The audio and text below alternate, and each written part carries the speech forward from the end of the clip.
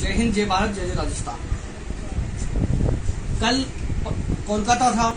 कोलकाता से हम लोग जो है पश्चिम बंगाल, कल हमने फ्लाइट से हम लोग यहाँ पहुँचे। पहुँचने के बाद में हमने कई प्रकार की कवरेज भी की, कई प्रकार की मीडिया के जरिए, आवाज न्यूज़ के जरिए हमने कई लोगों से बातचीत भी की। उसके बाद में आज सुबह प्रातःकालीन हम लोग मेरे होटल से निकल के हम लोग जैसे ही ठाकुरगंज, ये दोगच्छी प्रखंड है, वहां हम लोग पहुंचे। पहुंचने के बाद में कुछ लोगों से हमारी जानकारी हुई, कुछ लोगों से हमारी बात हुई, क्योंकि मीडिया के जरिए जब आप लोगों से बातचीत होती है तो कई प्रकार की बातें सामने आती है, कई प्रकार की समस्याएं जो होती है वो खुलकर सामने आती है।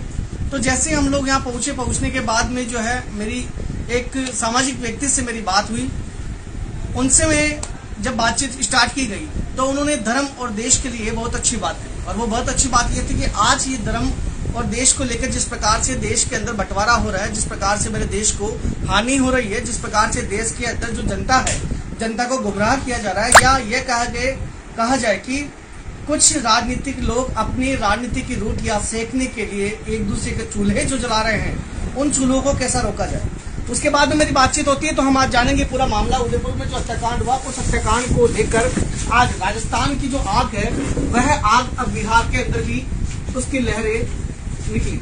लेकिन बिहार के अंदर जो रहने वाले लोग हैं वो राजस्थान से काफी किलोमीटर की दूरी पे, लेकिन उन्होंने इस चीज को जाना कि जो राजस्थान में निर्मम जो हत्या हुई है, उदयपुर जिले में जो हत्या हुई है वो बहुत गलत थी, और उसका खामियाजा आज पूरा भारत देश उठा रहा है। अब मैं आपको ये बताऊं कि जब एक समाज सेवी से हमारी बात होती है तो उन्होंने जो अपना संबोधन हमें दिया, वह आवाज न्यूज के माध्यम से आप सभी लोगों को वो संबोधन बताने जा रहा हूं कि इस जघन्य हत्याकांड का किस प्रकार से देश के अंदर अविश्वास पैदा हुआ, धर्म और देश के अंदर किस प्रकार से यह सामाजिक भावना इस प्रकार से फैली कि आज मेरा देश जो है आज गर्त में जाता हुआ दिखाई देता है। क्योंकि बचपन से हमने एक बात हमेशा सुनते आए हैं, और आज भी इस आवाज न्यूज के माध्यम से यह बात मैं आपको बताने जा रहा हूं। एक छोटा सा श्लोक हुआ करता था बचपन के अंदर, जब हमने सुना था कि मैं हिंदू तू मुसलमान, तू पढ़ ले मेरी गीता, मैं पढ़ लूं तेरी कुरान, आ हम साथ कर बैठ कर खाना खाते हैं एक ही थाली में, ताकि जीतता और जागता रहे मेरा हिंदुस्तान। तो ऐसे ही मेरे साथ में मेरे सहयोगी मेरे साथ में आज इनसे बात करें। उदयपुर में जो जघन्य हत्याकांड हुआ उसकी लहर बिहार के अंदर भी आई। अब आपको इन चीजों से क्या लगता है कि ये जो चीज है, जो आपस में जिस प्रकार से बंटवारे की जो बात चल रही है, जिस प्रकार से धर्म की बात चल रही है, धर्म को बांटने की बात चल रही है, उससे आम जीवन पर जो प्रभावित हो रहे हैं, तो उससे आपको क्या लगता है कि ये चीजें कब तक सही हो पाएगी और इससे क्या क्या नुकसान हो रहा है? देखिए, इसको सही करने के लिए तो हम जैसे नागरिक को ही सोचना पड़ेगा। सवाल ये रहा कि उदयपुर की घटना, मैं राजस्थान में काफी दिन रहा हूँ, राजस्थान में कई इलाके में रहा हूँ, वहाँ के लोगों की मोहब्बत और इज्जत हमको खास करके मुसलमान से बढ़ के वहाँ के हिंदू लोग जो थे हमको इज्जत दे रहे थे। मैंने कितना मरतबा बकरी से, नागौर से बस पे चढ़ के अजमेर शरीफ गया, तो हमको बस में इतनी ही इज्जत सम्मान मिला कि मैं उसकी तारीफ जितना भी करूं कम है। सवाल है कि उदयपुर में जो घटना हुआ, मैं कहूंगा वो मुसलमान नहीं, वो इंसान ही नहीं, वो दरिंदा है। क्योंकि मुसलमान का ये काम नहीं है कि किसी को कत्ल कर, बात समझे कि नहीं। तो बड़ी अफसोस है, मैं उदयपुर से काफी दूर रहता हूँ, जब उनकी कत्ल कर दिया गया तो उससे हमको काफी सदी सदमा, और दिल में ये सोच आया कि ये कत्ल किया नहीं है, कराया गया, ऐसा कि ये राजनीति का रोटी सेकने के लिए कि पेट्रोल में माचिस मारने का काम हुआ है। क्योंकि अभी तो पूनम शर्मा की जो बयान लेकर के उत्थम चल रहा था, तो उसको उछालने के लिए कोई बहाना चाहिए। तो ये बहाना उदयपुर में एक महाराष्ट्र अमरावती कत्ल करने के बाद अब वो राजनीति रोटी से। लेकिन मैं टीवी के जरिए देख रहा हूं कि जो रियाज नाम से आदमी है उसका कनेक्शन औरों लोगों से लगा हुआ है जो माला पहनाता है। मैं किसी पार्टी का नाम लेना नहीं चाहता हूं। आप हमारे हिंदुस्तान में उस जमाने से और इस जमाने में काफी लोग शिक्षित हो चुके हैं, सब समझदार हैं, सब जानते हैं, मैं बताने की जरूरत नहीं है। लेकिन मैं ये कह रहा हूं कि दोस्तों आप अपने दिल पे हाथ रख के देखो, चाहे हमारे मुसलमान भाई हो चाहे हिंदू भाई हो, इस बात को गौर से अपने माथों के हाथ से देखे कि हमारा हिंदुस्तान किस तरह से उभर रहा था, बढ़ रहा था। और ये 5 साल नहीं, ये 3 साल की बात कह रहा हूँ। 5 साल तो बहुत दूर, 3 साल में जितना पीछे कर दिया, मैं सोचता हूँ कि 300 साल अगर बीत जाएगा तो पूरा हो पाएगा या नहीं पाएगा, बड़ी मुश्किल।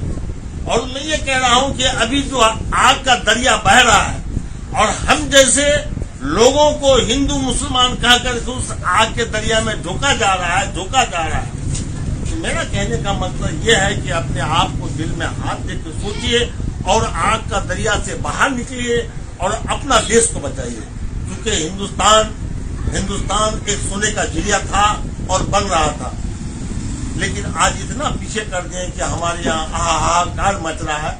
मैं ये कह रहा हूँ कि मेरा देश को बटने मत दीजिए, बर्बाद होने मत दीजिए, हिंदू मुसलमान खत्म कीजिए। उन लोगों की राजनीति का रोटी जो सेक रहा है उसको ब्रेक लगाइए। आप सोचिए, आप सब समझदार हैं। अगर सही, आज हम आवाज चैनल के माध्यम से ये कहना चाहूंगा कि हम ठाकुरगंज प्रखंड के रहने वाले हैं और हमारे इलाके में 65% मुसलमान है और 35% या 40% हिंदू है। आज उनके यहाँ शादी ब्याह तो हमको दावत हो रहा है, हम जाते हैं और हमारे यहाँ प्रोग्राम होता है, वो आते हैं, एक प्लेटफार्म में बैठ के खाते हैं। मैं हमारे बहुत सारे हिंदू मुसलमान भाई यहाँ मौजूद है, उन लोगों की मौजूदगी में बोल रहा हूँ। या नहीं, आप कोई और मीडिया वाले हैं तो आके निरीक्षण कीजिए। दोगती, हसनपुर, कुरीडाई, बेलवाड़ी, ये सब हमारे हिंदू कास्ट के लोग रहते हैं। हम लोग इस तरह का इत्तेफाकी उठ बैठ लेन देन।